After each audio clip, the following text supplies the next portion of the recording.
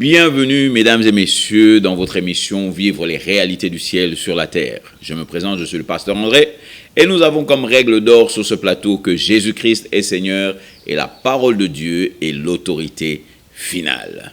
Alors nous continuons le sujet que nous avons commencé, cela fait presque 2 semaines. Nous avons commencé à parler de la prière du royaume, ou bien je dirais plus la prière d'un roi. Alléluia. Car la Bible nous apprend que Jésus-Christ nous a fait roi et sacrificateur pour Dieu. Roi et sacrificateur pour Dieu. Alors lorsque nous prions, nous ne prions pas comme des mendiants, mais nous prions comme des rois et des reines qui parlent à leur roi. Alléluia. Donc ce qui fait que nous voyons que la façon de prier a beaucoup à voir avec ton identité. Si tu sais qui tu es, tu sauras exactement comment prier. Alléluia. Et nous avions parlé de ces choses. Nous avions dit qu'avant d'étudier la prière, nous devions comprendre certaines choses et que nous devions regarder et comprendre que la prière, ce n'est pas essayer d'attirer l'attention de Dieu. La prière, ce n'est nullement essayer de pousser Dieu à faire ce qu'il n'a pas envie de faire. Parce que quand nous prions, il y a un langage qui doit être utilisé. Alléluia. Un langage. Et ce langage, c'est quoi? C'est la parole de Dieu. Le langage de la parole de Dieu. Car Dieu ne comprend pas toutes choses. Alléluia. Dieu n'écoute pas toutes choses. Nous avions démontré dans 1 Jean 5 au verset 14, comment la Bible nous dit que notre confiance se trouve en ce que lorsque nous prions selon sa volonté, il nous écoute. Alléluia. Selon sa volonté, il nous écoute. Le revers de ce verset, c'est quoi? C'est que lorsque tu pries en dehors de sa volonté, il ne t'écoute pas. Alléluia. Oui, mon frère, oui, ma sœur, il est temps de comprendre que Jésus-Christ nous a donné la prière pour que nous ayons des réponses. Alléluia. Je vais vous montrer quelque chose dans Jean 16. Jean 16. Alléluia. Le livre de Jean, chapitre 16. Alors, n'oubliez pas dans cette émission, Bible en papier, bloc-notes, un bic, parce que vous devez noter tout ce que le pasteur André dit, afin de pouvoir l'étudier et de pouvoir démontrer que ce qu'il dit est vrai. Alléluia. Parce que mon frère, ce n'est pas parce que je te dis que je suis un homme de Dieu que tu dois prendre tout ce que je dis. Alléluia. Tu dois le vérifier, tu dois utiliser la parole de Dieu comme ton véritable thermomètre, si tu veux, pour te démontrer si je suis chaud ou bien si je suis froid. Alléluia. Alors, regarde ceci. Jean, chapitre 16, à partir du verset 22. Alors, je vais lire ça avec vous. Et la Bible dit, « Et vous donc, vous avez maintenant de la tristesse, mais je vous reverrai et votre cœur se réjouira. Et personne ne vous ôte votre joie. » Ceci, ça se passe à la fin du ministère de Jésus. Et Jésus parle à ses disciples, il leur fait comprendre, parce qu'il leur a dit beaucoup de choses, qu'il devait aller à Jérusalem, qu'il devait être frappé, et puis qu'il devait mourir. Alors, bien sûr, en tant qu'être humain, quand tu sais que ton meilleur ami, ou bien le leader que tu as suivi presque pendant 3 ans, celui qui incarnait l'espoir que tu avais, il te dit qu'il va mourir. Alléluia. C'est normal que tu sois triste. Et c'est ce qui se passait avec les disciples. Ils étaient tristes. Mais voici Jésus maintenant leur dit quelque chose. Le verset 23, je vous lis à partir de la version Darby, qui peut être différent de lui second, mais comme je l'ai toujours dit, les idées sont les mêmes. Alléluia. Et s'il y a une grande différence, je vous le dirai. Alors, il dit ceci. Et en ce jour-là, vous ne me ferez pas de demande. En ce jour-là, vous ne me ferez pas de demande. Cela veut dire que, après ma résurrection, ce n'est plus à moi que vous allez demander. Alléluia. Ce n'est plus à moi, parce que pour l'instant, vous me demandez à moi pourquoi. Parce que je suis là, je suis la seule personne qui a le Saint-Esprit sur cette terre. Donc, quand vous avez un besoin, vous me demandez, je multiplie le pain, je fais ceci, je fais sortir l'argent dans la bouche d'un poisson. Mais après que j'aurai ressuscité, C'est ça que ça veut dire en ces jours-là. Après que j'aurai ressuscité, vous ne me ferez plus de demande à moi. Alléluia. La première chose que tu dois réaliser, mon frère, ma soeur, c'est que lorsque tu pries, tu ne demandes pas à Jésus, tu demandes à Dieu. Au nom de Jésus-Christ. Alléluia. C'est ce qu'il est en train de dire ici. Vous ne me ferez plus de demande. Et puis après, il dit maintenant, vous ne me ferez plus de demande. Il dit, en vérité, je vous dis que toutes les choses que vous demanderez au Père en mon nom, il vous les donnera.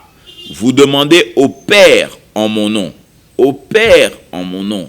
Je sais que ça peut causer un problème dans ceux qui prêchent, par exemple, il n'y a que Jésus seul. Jésus c'est le Père, Jésus c'est le Fils, Jésus c'est le Saint-Esprit. Mais ici c'est Jésus qui parle. Ce n'est pas le pasteur André, c'est Jésus qui parle. Jésus dit, vous n'allez plus me demander à moi. Vous allez demander au Père en mon nom. Donc Jésus-Christ reconnaît qu'il y a Dieu le Père et qu'il y a Dieu le Fils. Alléluia. Et vous allez voir que lui-même aussi reconnaît qu'il y a Dieu le Saint-Esprit. Donc ce qui fait que la Trinité est une réalité. Alléluia.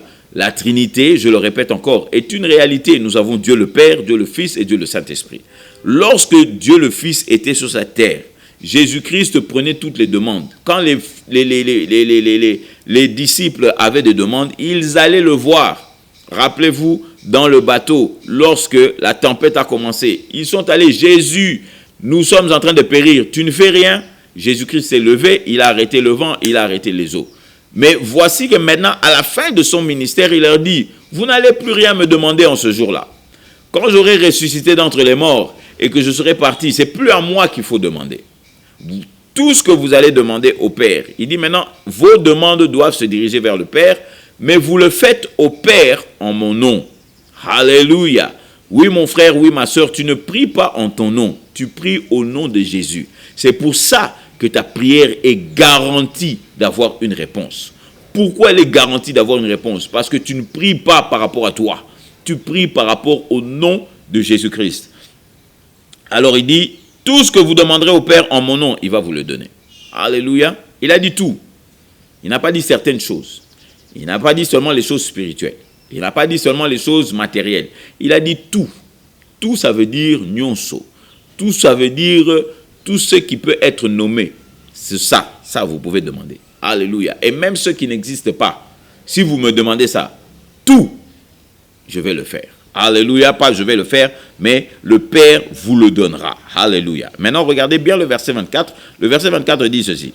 Jusqu'à présent, vous n'avez rien demandé en mon nom. Est-ce que vous voyez ça? Il dit, jusqu'à présent, vous n'avez rien demandé en mon nom. Ça veut dire qu'avant ça, Jésus-Christ est en train de dire que oui, vous m'avez demandé à moi, vous avez prié même possiblement, mais vous n'avez rien demandé en mon nom. Mais maintenant, il dit, jusqu'à présent, vous n'avez rien demandé en mon nom. Demandez et vous recevrez, afin que votre joie soit accomplie. Alléluia. Afin que votre joie soit accomplie. Mon frère, ma soeur, je veux te faire comprendre que même Dieu, là où il est, il sait que s'il ne répond pas à ta prière, ta joie ne sera pas complète. Alléluia. Ta joie ne sera pas complète. Donc la prière, ce n'est pas une utopie. Et puis on ne voit jamais les résultats. Non, non, non, non, non, non, non. Dieu, au travers de Jésus, vous dit que demande et tu recevras afin que ta joie soit complète. Donc Dieu est pleinement conscient que lorsque tu lui demandes quelque chose, il faut absolument qu'il réponde. Parce que s'il ne répond pas à ta joie, ne sera pas complète. Alléluia, mon frère. Ça, c'est une bonne nouvelle, mon frère. C'est-à-dire que Dieu ne veut pas que tu perdes ton temps simplement à prier, à dire des choses qui ne vont jamais se réaliser. Dieu veut que lorsque tu mets ta main sur un malade, le malade guérit. Dieu veut que lorsque tu pries pour quelqu'un, il commence à parler en langue. Dieu veut que lorsque tu demandes quelque chose au nom de Jésus, que tu puisses l'avoir. Alléluia, ce n'est pas seulement quelque chose de spirituel. Oh, ma prière a été répondue dans les ciels. Non, non, non, non, non, non. Ta prière doit être répondue sur la terre. Pourquoi? Parce que ta joie, il faut qu'elle soit complète sur la terre.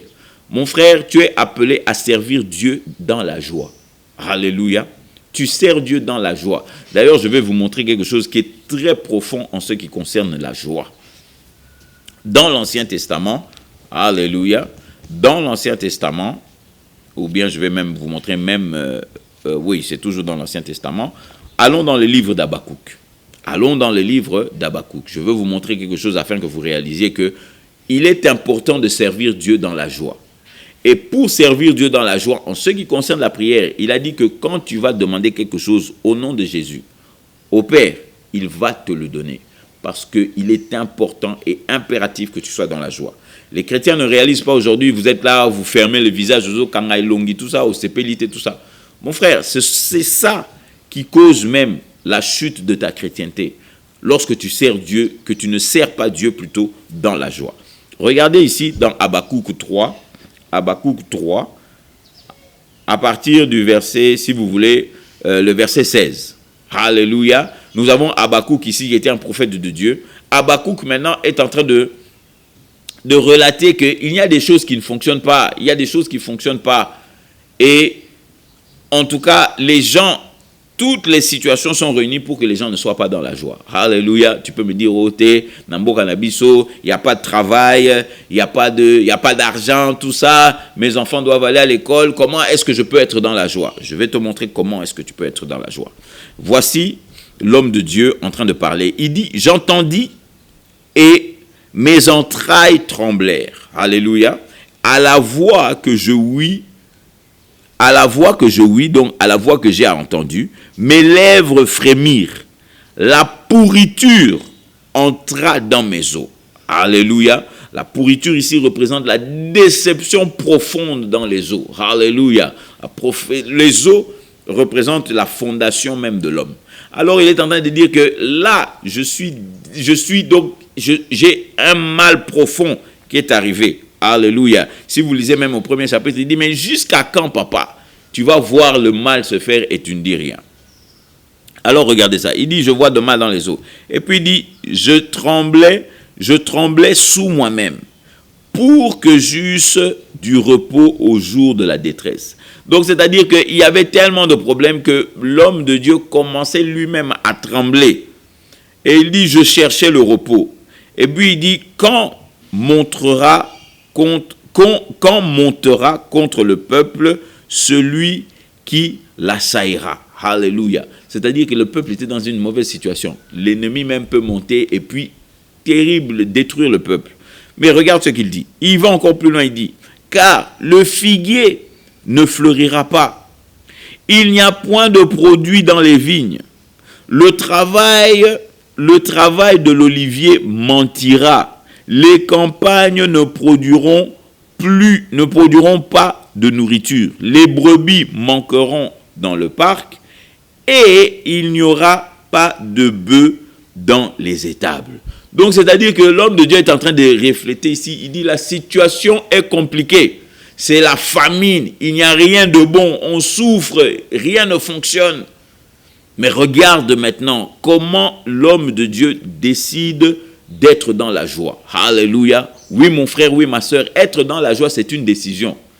Peu importe, l'homme de Dieu est en train de refléter comment c'est le chaos, c'est la famine autour de moi. Mais regardez maintenant le verset 18. Le verset 18, il dit, mais moi, je me réjouirai en l'Éternel et je m'égayerai dans le Dieu de mon salut. Alléluia. C'est-à-dire que l'homme de Dieu, malgré tout ce désordre, lui-même décide d'être dans la joie. Il dit, je m'égayerai dans l'Éternel. Donc c'est toi qui décides, papa. C'est toi qui décides, maman. Alléluia. Peu importe la situation dans laquelle tu vis, c'est toi qui décides ce qui va se passer. Alléluia. Et je vous montrerai demain pourquoi tu dois décider d'être dans la joie. Alléluia. Tu dois décider d'être dans la joie. Et comme nous disions tout à l'heure, Dieu a dit, même Jésus-Christ lui-même a dit, je vais répondre à vos prières pour que votre joie soit complète. Donc, l'élément de la joie, en ce qui concerne la prière, est très, très important. Alléluia.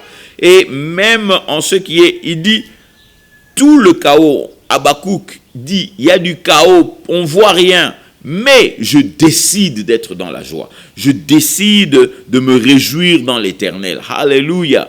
Oh, quelle bonne nouvelle que moi-même je peux décider d'être dans la joie. Alors mon frère, ma soeur, aussi vrai que notre temps aujourd'hui est en train de finir, nous allons continuer dans les jours qui suivent. Nous allons parler de la prière, de l'importance de la prière, de la joie. Alléluia. Et surtout comment tu dois faire la prière pour avoir des résultats concrets. Alléluia. Mais comme notre temps s'est avancé, mon frère, ma soeur, je ne peux terminer cette émission sans te donner l'opportunité de recevoir Jésus-Christ comme ton Seigneur et ton Sauveur. Alléluia. La Bible nous dit dans Romains 10 au verset 9 que si tu confesses Jésus-Christ comme Seigneur de ta bouche, alléluia, et que tu crois dans ton cœur que Dieu l'a ressuscité d'entre les morts, tu seras sauvé. Alors mon frère, ma soeur, avec toute la sincérité, arrête de jouer à l'église, arrête de jouer aux religieux, faire croire aux gens que tu es plus spirituel que Jésus. Il est temps d'avoir une relation personnelle avec Dieu. Et je veux te donner la porte d'entrée pour avoir cette relation, c'est la nouvelle naissance. Alors je voudrais que tu répètes avec moi, toi qui ne l'as jamais fait, en disant, Seigneur mon Dieu, j'ai entendu ta parole aujourd'hui et je reconnais que tu es le Dieu Tout-Puissant. La Bible déclare que si je te confesse comme Seigneur de ma bouche et que je crois dans mon cœur que Dieu t'a ressuscité d'entre les morts, je serai sauvé. Alors maintenant, je décide et je le déclare de ma bouche que Jésus, tu es mon Sauveur et mon Seigneur. Et je crois profondément dans mon cœur que Dieu t'a ressuscité d'entre les morts. Et la Bible dit, comme je l'ai fait, je suis sauvé. Et j'accepte ton salut au nom de Jésus. Amen. Amen mon frère, amen ma soeur. Si tu as fait ça avec un cœur sincère, je voudrais t'annoncer que maintenant, tu fais partie de la famille de Dieu. Alléluia. Maintenant, l'héritage de Dieu t'appartient. Alors je t'encourage maintenant à trouver une bonne église, là où on prêche Jésus comme Seigneur et Sauveur. Et surtout, je t'encourage encore, si tu n'as pas d'endroit où aller, appelle-nous afin que nous puissions rentrer en contact, que nous puissions t'aider. Car si nous sommes à la télé, c'est pour t'aider. Alléluia. Alors je suis le pasteur André, vous rappelant que Jésus-Christ est Seigneur. À la prochaine et à nous revoir.